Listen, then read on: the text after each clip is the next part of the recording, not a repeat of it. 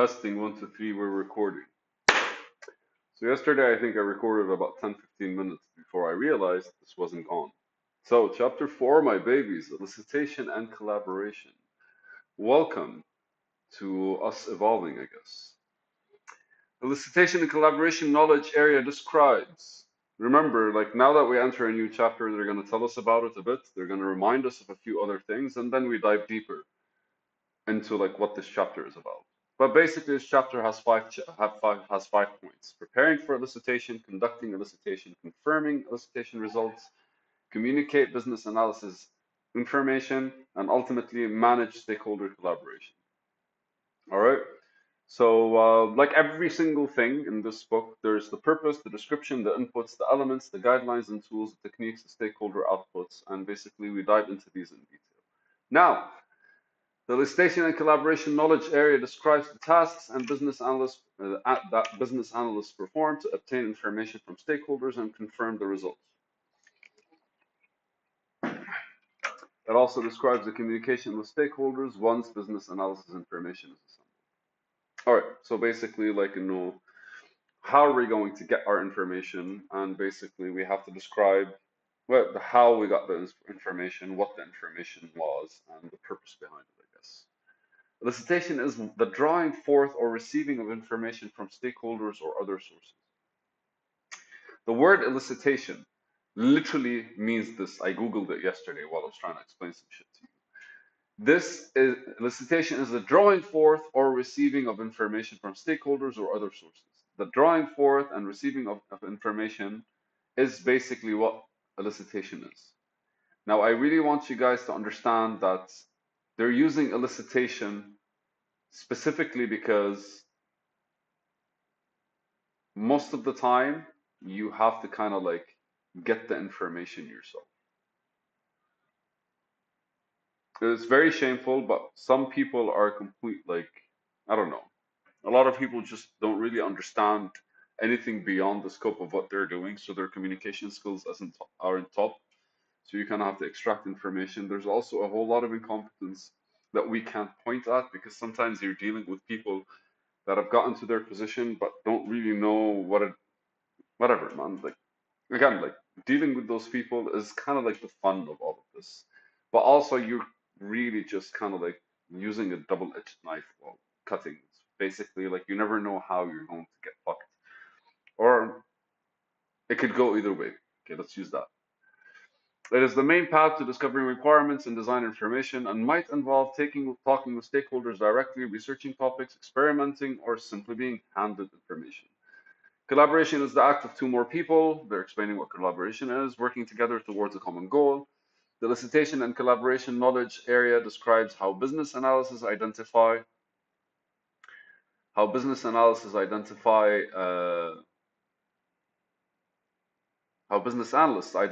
and reach agreement on the mutual understanding of all types of business analysis information. Elicitation and collaboration work is never a phase. Never. In business analysis. Rather, it's an ongoing as long as the business analysis work is occurring, which literally means like you're always interacting with the stakeholders and you always have to get more information because sometimes you get some information that makes them tell you something else or makes them realize that there's something else they could have told you.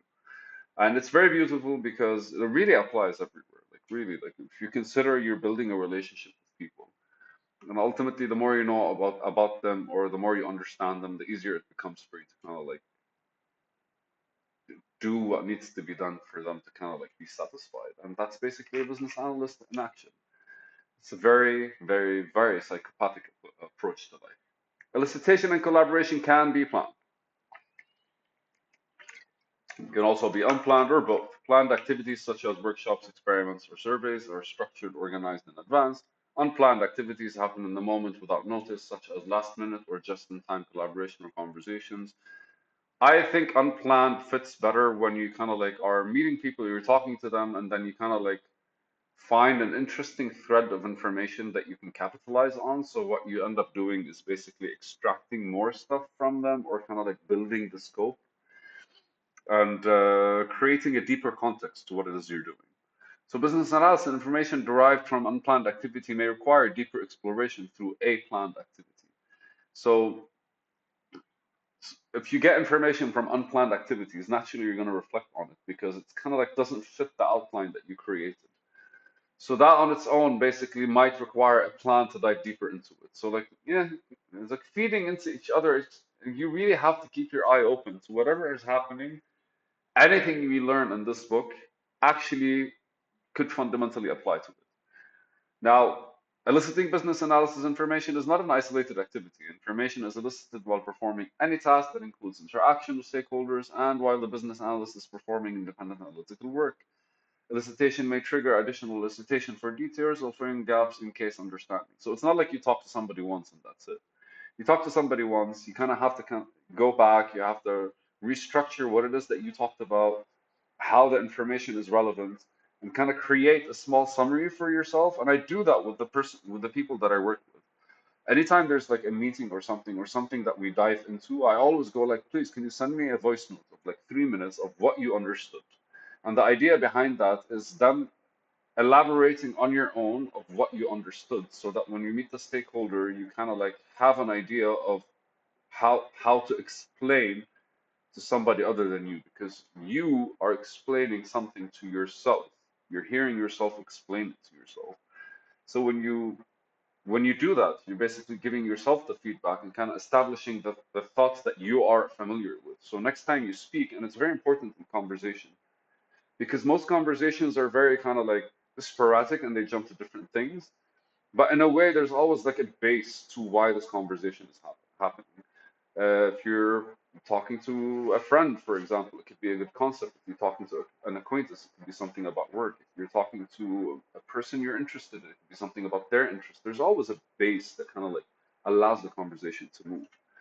And with this, they're kind of pointing out that even when you get information, you kind of have to go back to see if that information was what they were telling you, and you just didn't understand something on your own. So, elicitation may trigger additional elicitation for details to fill in gaps or increase understanding. And ultimately, information, what it does, it doesn't really like plug a hole, but kind of like opens a space that's been kind of like dark or gray. So we have to explore it more until there's nothing left to explore. And that's basically from a business analyst's perspective, we have to consider what we're doing is kind of like exploring what it is that exists from an outsider's perspective, using the best information we can get, using the best. That's why, like, the key to business analysis is basically, and they're written here, is basically like, what problem are we trying to solve? What's the need? What's the solution we're looking at? Who are the stakeholders? Get it? So what's the change that could happen? What's the need? What's the solution? Who are the stakeholders? What's the value of our work? Like even like if there's a problem and there's a solution, but the solution doesn't really provide value, what the fuck's the point? What's the context, the circumstances? And ultimately, that's basically it. Remember, the six core concepts, right? One, two, three, four, five, six. Yes, I got it right. And so ultimately here, elicitation and collaboration knowledge area, which is basically this chapter, is composed of the following tasks. We're preparing for elicitation, we're conducting elicitation, we're confirming the elicitation results. So that's what I was telling you, self-reflection, because sometimes you go, you talk to somebody and you come back and you do something, and when you come back, you have understood something different, or they had changed their minds, or like a lot of things happen when it comes to people. So it's very fun to keep like in mind what could potentially happen. Communicate business analysis information, as in to find a way to actually communicate it. See, this is yesterday. I actually highlighted this note. And manage stakeholder collaboration. This note, I'll get to it. But preparing for elicitation involves ensuring that the stakeholders have the information they need to provide that they understand. So preparation means like if you're a stakeholder and I'm going to need certain information and you're not really aware of it, or at the very least, it's not a part of your day-to-day thing, but you're the one who has access to it. Part of the preparation is basically go figure your shit out because, or give me the power to figure it out, something like this. It also sets a shared set of expectations regarding the outcomes of the activity. So when we're preparing, you kind of like are sitting with the stakeholders or kind of letting them know. Yeah, it's like prepping the groundwork so for what might happen in the future. It's funny because anytime I read something, I'm always reflecting on the times that I actually was operating from a business analysis standpoint. and crucially as a consultant and dealing with people. And it really does make you see things because like these details are literally 50 years in the working. Like people since the 60s have been kind of like adding to this book and like making it a lot more details and using different words to explain different things. So preparation may also involve identifying research sources or preparing to conduct an experiment to see if process change actually results in an improvement. Amazing. So then we have conducting elicitation describes the work performed to understand stakeholder needs and identify potential solutions that may meet those needs, the conducting process. This may involve direct interaction with stakeholders, doing research, or running experiments, right? Like, you either go Google some shit, you either directly interact with the stakeholders, or you test stuff out. What does it mean to test stuff out? Energy, by the way. If anyone watches anime, in the anime Hammabaki, before every fight, he always like eats a banana and drinks a full bottle of Coke, but he removes the gas from it. The idea behind it is it kind of like boosts your sugars and you go kind of like crazy. But anyways, experimentation is fun. Why? And you're not really experimenting with people, but experimentation maybe like logistically you have a route and you want to change the route to see if you're actually getting different kinds of information. Maybe the change of route allows the people to kind of like rest so they're more productive. Or maybe it's faster, or maybe it's less costly, or. So like whatever experiments you can actually like do, go for it. Confirm elicitation results involves ensuring that the stakeholders have a shared understanding of the outcomes of the elicitation. So you go back to the shareholders after you get after you get elicitation results, and you confirm the information. Like you really want to document your journey in a way where they don't. I really think about it. No, not I. I want you guys to think about it. When you're consulting with somebody, they're constantly questioning whether you're capable of doing shit or not, whether it's valued or not. And maybe the person who hired you kind of like got to that point or realized at one point that I actually need help. But a lot of people still will always like blindly believe in themselves, even though they're the reason shit got fucked up. So confirming elicitation results is necessary, one, because you want to make sure you understand what you're doing and what it is the information they got, but also too so they could understand that they're also very much taking responsibility in every step you take. So if something goes wrong or not to their liking, they are also held accountable. So that's actually very important. So see here, the elicited information is recorded appropriately, and the business analyst has the information sought from the elicitation activity, right? Like all of this is what I just spoke about. The task also involves comparing the information received from other information to look for inconsistencies or gaps. This one's to kind of point out if you are actually like misunderstanding or they don't necessarily know what the fuck you're talking about.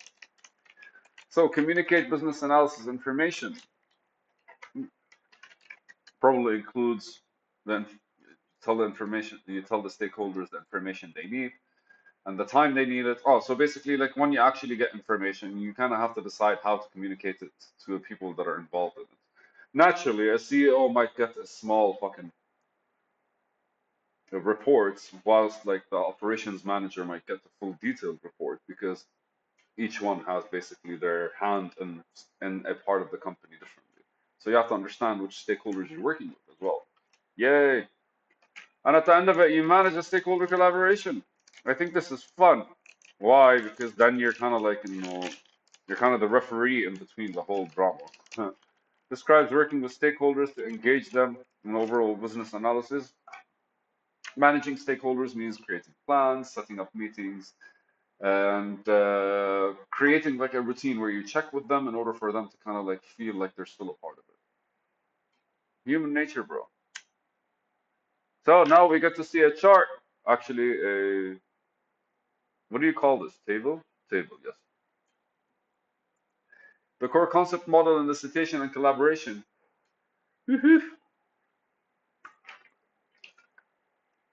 So basically, as always, man, this describes the relationship between the six core concepts. The following table describes the usage and application of each one core concept with the concept of elicitation and collaboration.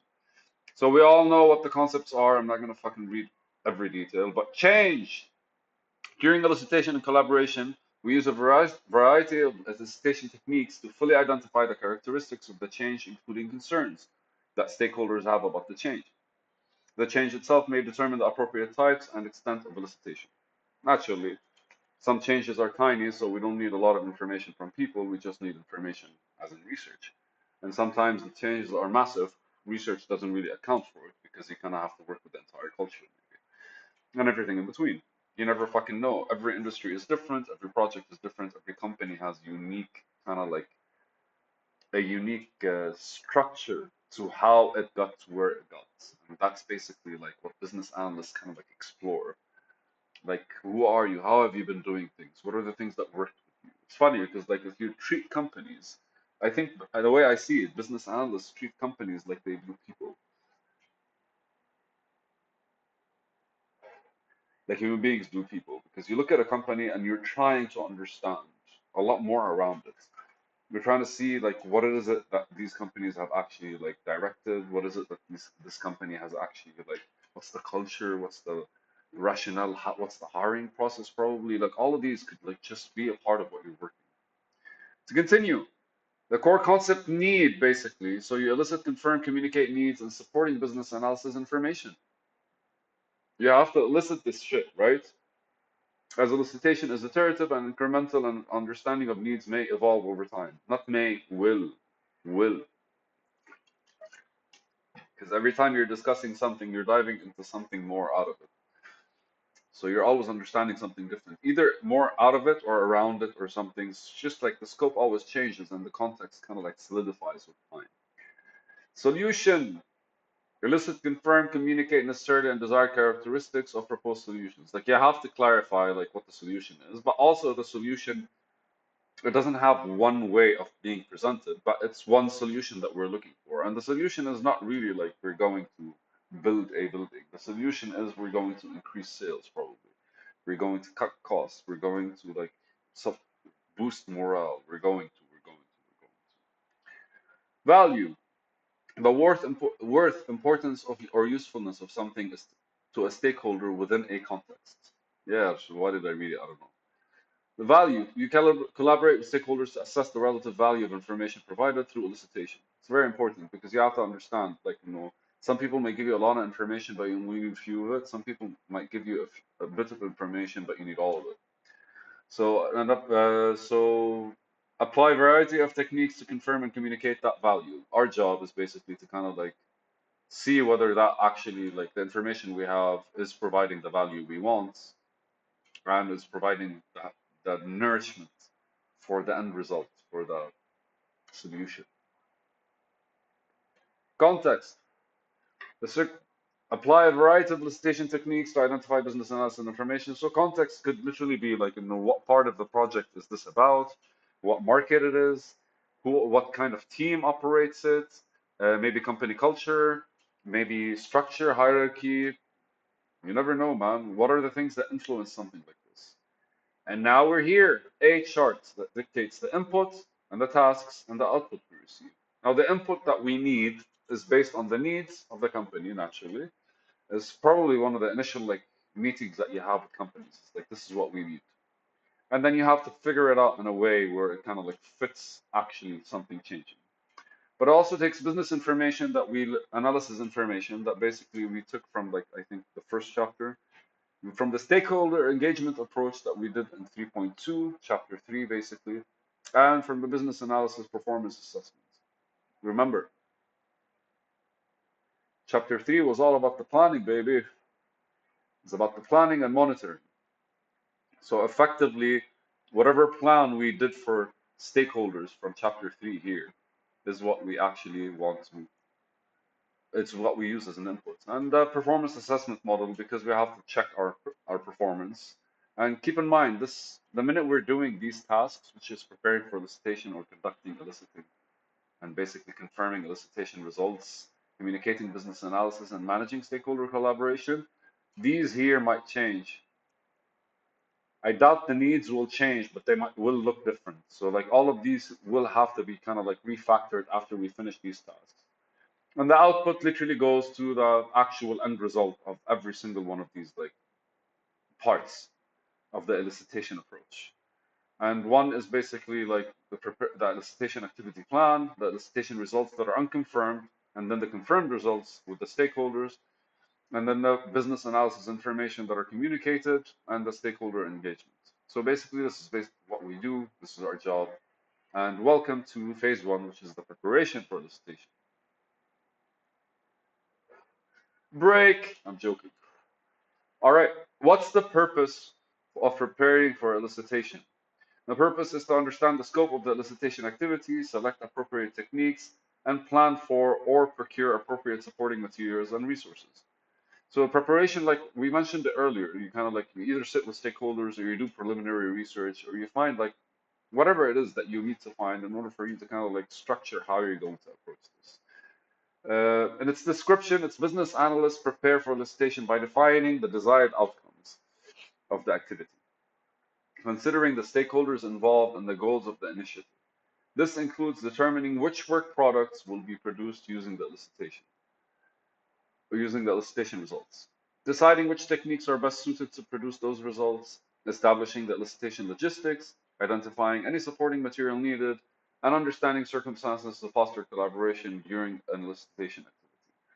So basically, you have to kind of like see what material you might want. You might see the logistics behind getting it because you plan basically. Let's assume you're doing a project that has a factory somewhere, a head office somewhere, and basically maybe a sales point somewhere. So you kind of have to like maybe logistically plan this shit because you can't go to three places in one day. You might have to go to three places up to one place every day for like 3 days in a row. So all of these are part of your kind of like planning for the elicitation, like the things you need to consider, whether it's circumstances, whether it is like the techniques that might need. Again, like if you're working with a banking sector, it might require you to approach things differently than if you're working with a health sector, whatever. What are the inputs? The needs guides the preparation in terms of the scope and purpose of elicitation. We saw them in the chart above, right?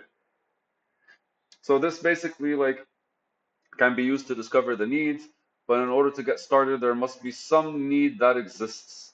Aha, so I mentioned that the need doesn't change, but we explore it more, even though it's yet been fully elicited or understood. So somebody calls you and goes like, I need this to be done. Can you do it? And you're gonna be like, fuck yeah, I'm a business analyst. I can do anything. And then you go there and then you kind of realize the guy doesn't know what he's talking about. I'm saying guy a lot because I think women are a bit more thoughtful, but my bad. Guy being gender neutral. Stakeholder engagement approach, understanding stakeholders, communication and collaboration needs helps plan and prepare appropriate and effective elicitation events. So the input is the plan of how to actually approach stakeholders and the needs that we find out. So here's a chart about how this goes. First, we input the needs and then we prepare for elicitation. As we prepare for elicitation, there are tools and guidelines. So the business analysis approach is the guideline. Business objectives are the guideline. Existing business analysis information are guidelines and potential value are guidelines. I think business analysis approach is basically the tooling. And there are a million business analysis approaches, by the way. You can literally Google top 10 business analysis approach. Let's do this right now. Top business analysis approaches. And you'll probably get like, see, there's the pastel analysis, there's the most analysis, there's the CATWO analysis, there's the SWOT analysis, there's brainstorming, Moscow. Each one kind of like has its own like strength. Like a Moscow method is basically a way to prioritize requirements by allocating an appropriate priority and then comparing the validity of the priority, something like this. Top five effective business analysis techniques. Let's kind of like switch here to see like tooling and shit like this. One is brainstorming, perfect. SWOT analysis, strengths, weaknesses, opportunities, and threats. The PESTEL is whether it's like a business analysis, if the business analyst follows the PESTEL analysis to evaluate the below factors. So you evaluate the political part of it, the economic part of it, the social part of it, the technological part of it, the legal part of it, and the environmental part of it. So basically, it's similar to SWOT analysis, but it focuses on external factors, right? By analyzing these factors, business analysts can gain a better understanding of the market. There's also, oh, you probably can't see this because it's to the left. All right, so let's do this again. But what I'm going to do is this. Does this work? Can you guys see me better? No, it's still the same. And if I do this, dot dot, and I do this,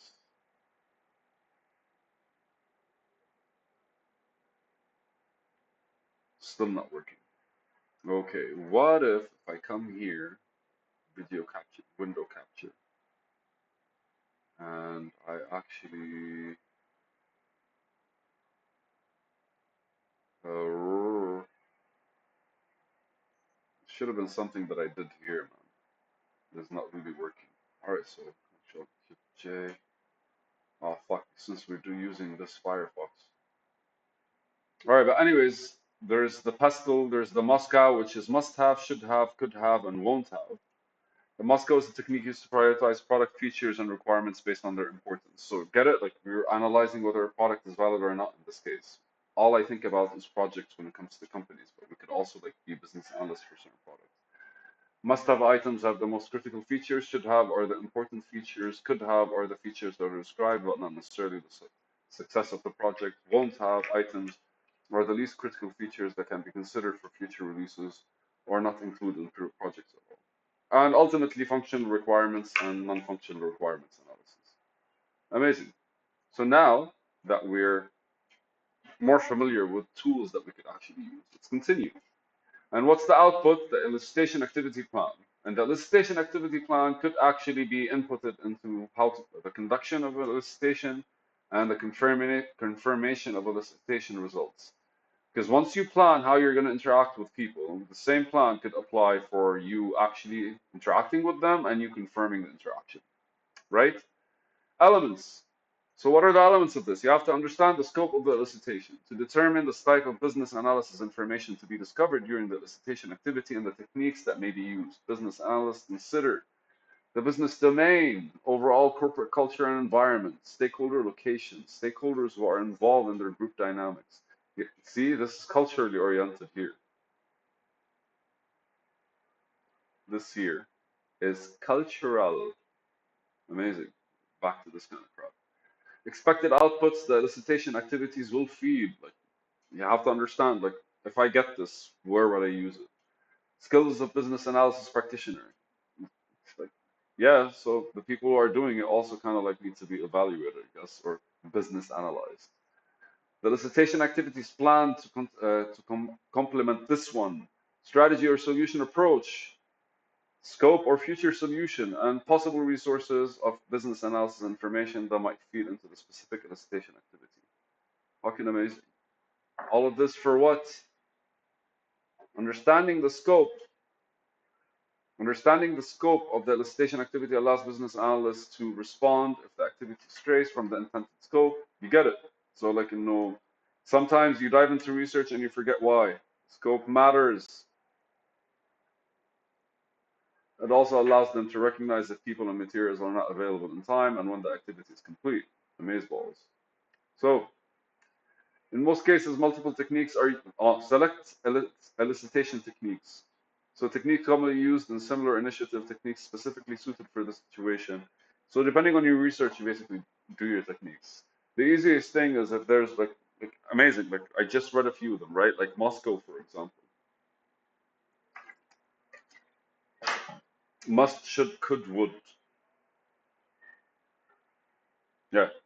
So Moscow basically like fits when it comes to like assessing products and features when it comes to products and basically what to basically how what to advertise for the products probably or the brand of the product something I don't know, right? So in most cases multiple techniques are used during an elicitation activity just because you probably want different results, I guess.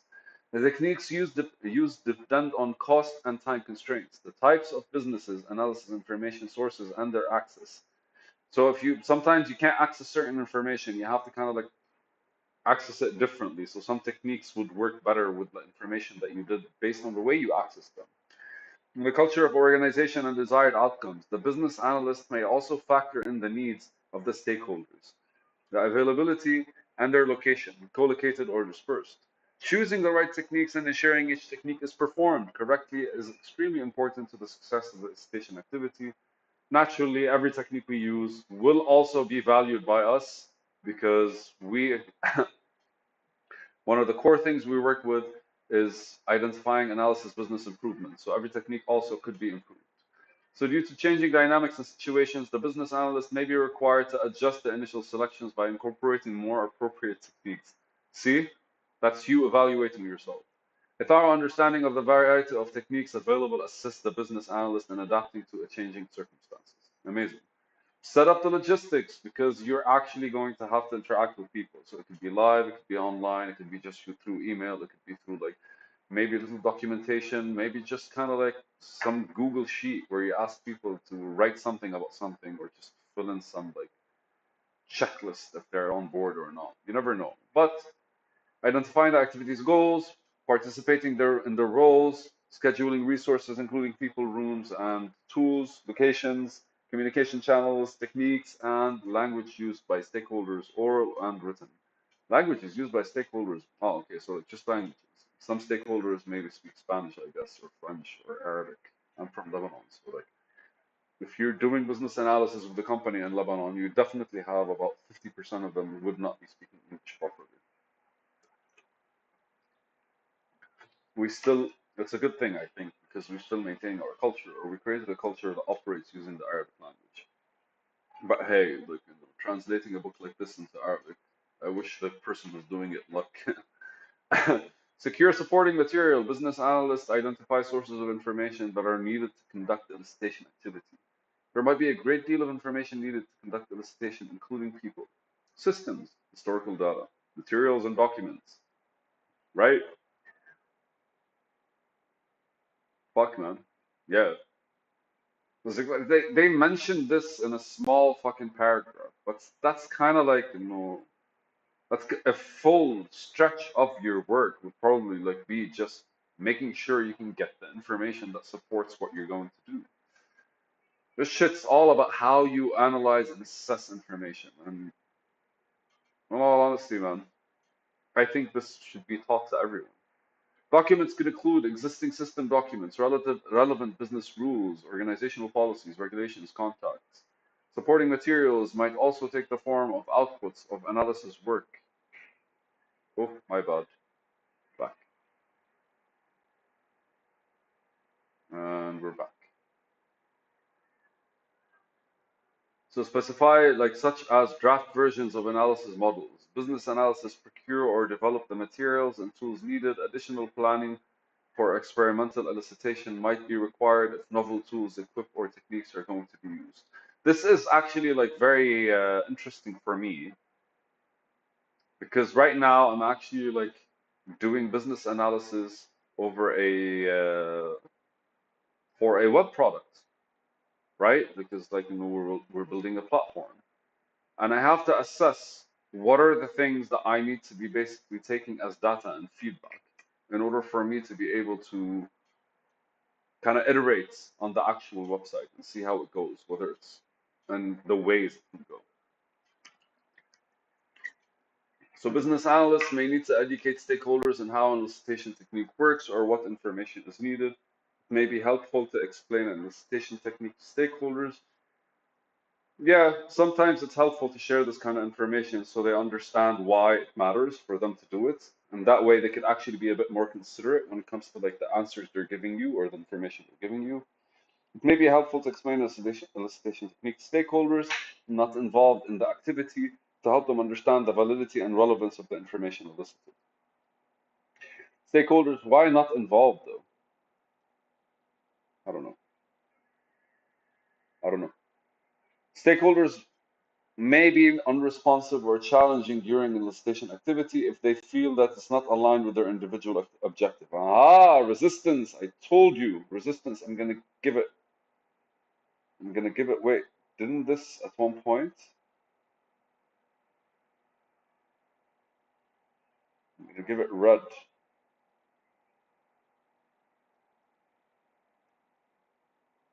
All right. Don't understand because like sometimes people just can't be bothered, and then what are you gonna do? or are confused about the process in preparing for elicitation, the business analyst should ensure that there is buy-in from all necessary stakeholders. Business analysts might also prepare stakeholders by requesting that they review supporting materials prior to the elicitation activity in order to make it as effective as possible. So if I want to ask you a question, I want to sit with you regarding certain things. I could ask you the question, send you the email a day in advance so you read it. So by the time you see me, your mind kind of processes certain things. And so there are a lot of things that you could actually do in order for you to be more effective in your approach. So I believe in you. Stay strong. Eliciting through research or exploration may be a solo activity for a business analyst and not require preparing other stakeholders. Exactly. It could also be like, I'm going to do what I want. Fuck all of you. I can't trust this shit. Guidelines and tools, business analysis approach. Sets the general strategy to be used to guide the business analysis work. Amazing. This includes the general methodology, types of stakeholders, how they should be involved, list of stakeholders, timing of the work, expected format and level of detail or elicitation results, and identify challenges and uncertainties. So I want you to understand that at first what you're doing is getting enough information to understand what you want to get information out of the people. So it seems like at first what you do is you kind of like create these plans using this with the stakeholders and with other people in order for you to kind of like create a bearing that you could onboard stuff on, you can build on top of. Business objectives describe the desired direction needed to achieve the future state, and they can be used to plan and prepare elicitation events and develop supporting materials. So this is kind of like straightforward because like you have to prepare the business objectives in order for you to kind of like keep that direction. And like this is what we want to do, to stick to the need. Existing business analysis information, because there might actually be people that did some work before you or some random company that did something similar. Who knows? Elicitation activity and aid in preparing for elicitation. Potential value describes the value to be realized by implementing the proposed future state and can be used to shape elicitation events. All right. Potential value, like, every time you want to talk to somebody, you kind of have to highlight what you're expecting out of them. At the very least, so you can actually have a point in order for you to kind of like compare your performance or compare basically like whether it was a valid thing to do or not. Techniques, brainstorming, data mining, identify information or patterns that require further investigation. This is cute, actually. Document analysis to identify and assess candidate sources of supporting materials. Estimation, used to estimate the time and effort required for the elicitation and the association costs. Interviews, used to identify concerns about planned elicitation and can be used to seek authority to proceed with specific options. All right. So this basically kind of like, what's the difference between like interviewing and elicitation? I don't know. It seems like interviewing, in a way, is more kind of like to extract directly things that are necessary. I'd imagine everything is an interview. Mind mapping used collaboratively to identify each consensus about which resources or business analysis information should be consulted and which elicitation techniques might be most effective. Risk analysis and management used to identify, assess, and manage conditions or situations that could disrupt the elicitation or affect the quality and validity of the elicitation results. The plans for elicitation should be adjusted to avoid transfer or mitigate the most serious risks, naturally. Stakeholder lists, map, or personas. That's cute. I did that when I was doing branding for a couple of people. It's used to determine who should be consulted while preparing for the elicitation. You kind of like place these people in like certain kind of like you build a persona around them, like categories, in order for you to be able to like structure something strong around when there need to be like considered and when there need to be kind of like interacted with. And it allows you to kind of like create this mapping structure. And it's not a map as in like, just wires along each other. It's a time thing, right? Like, this week we talk to these people, next week we talk to these people and these few people, and then all of them basically kind of like rekindle at the end of the month in order for us to establish something new It depends on the timing on the project, and it depends on like the speed of how you're acting or interacting, all of these. The main subject matter expert provides supporting materials as well as guidance, stakeholders basically, yeah. So the main subject matter expert, naturally, you want an expert that might actually like give you a different outlook. Project manager, which are the people that are in charge of the project or whoever you are actually working with, and a sponsor. These are the stakeholders basically.